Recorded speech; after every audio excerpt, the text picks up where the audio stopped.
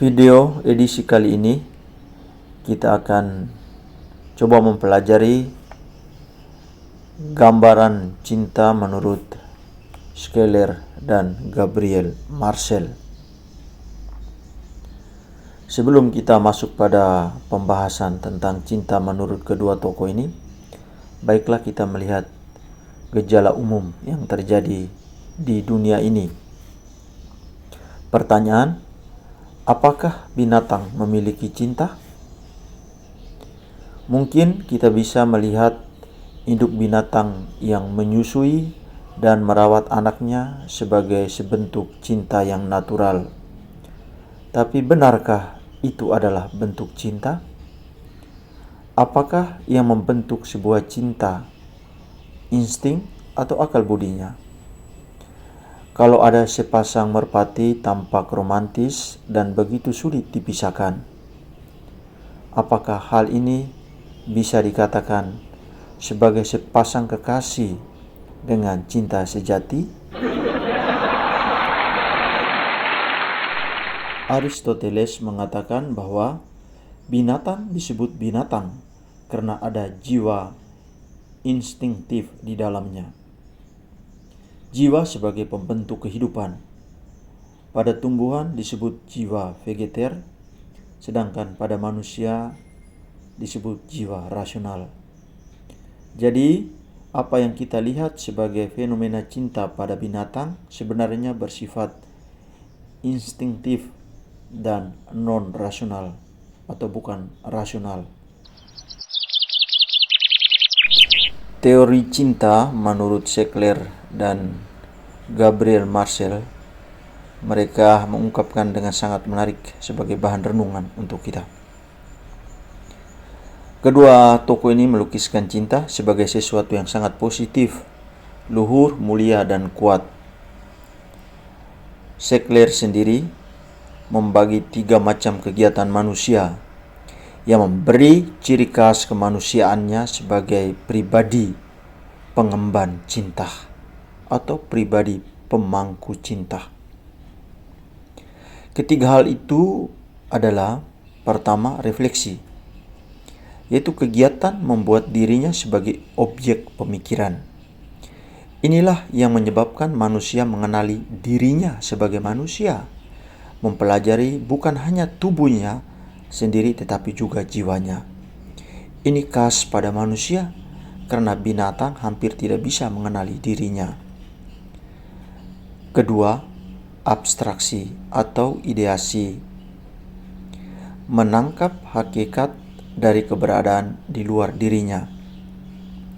Dengan pikirannya, manusia bisa mengenali yang berbeda dengan dirinya, mempelajarinya dan menguasainya. Ia bisa mengenal atau setidaknya merefleksikan bahwa ada sesuatu yang ada di luar dirinya. Misalnya, ia merefleksikan bahwa adanya Tuhan.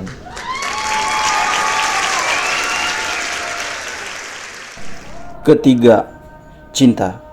Cinta merupakan kegiatan yang paling penting sebagai pribadi.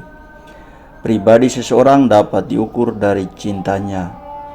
Cinta merupakan bagian pribadi manusia yang diarahkan kepada nilai absolut. Cinta ini mengarahkan pribadi melampaui keterbatasannya.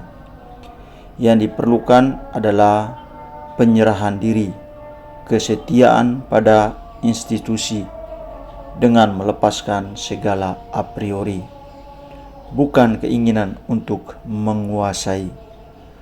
Perlu kerendahan hati dan penguasaan diri.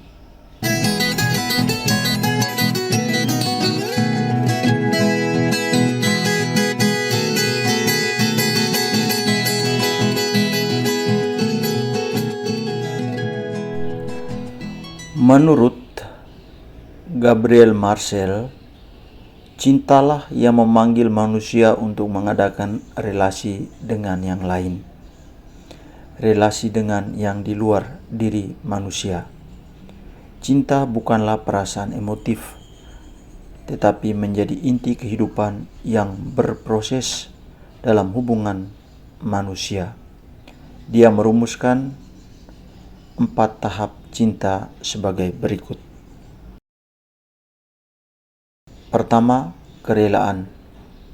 Sebuah sikap kesediaan untuk terbuka, membiarkan agar orang lain masuk dalam hubungan denganku. Sifat semacam ini berlawanan dengan sikap kepemilikan yang menutup diri, mencari untung bagi diri sendiri, dan menganggap yang lain sebagai objek. 2. Penerimaan. Sikap inisiatif memulai aktivitas dalam hubungan dengan mempersilakan yang lain masuk dalam duniaku, atau mendengarkan yang lain, menyediakan tempat dalam diriku untuk yang lain. Ketiga, keterlibatan. Sikap yang lebih dalam lagi karena aku ikut ambil bagian yang lain dalam hubungan itu, memberikan perhatian khusus terhadap perencanaan-perencanaannya dan menanggapi secara positif sehingga kami dapat seiring sejalan. Tercipta keharmonisan di sana. 4. Kesetiaan. Merupakan sikap total dalam hubungan cinta. Kesetiaan bukanlah ikut-ikutan tanpa pendirian, melainkan kesediaan untuk terlibat dengan segala resiko yang ada. Setia bukanlah menjalankan yang rutin, tapi membiarkan dirinya menjadi taruhan.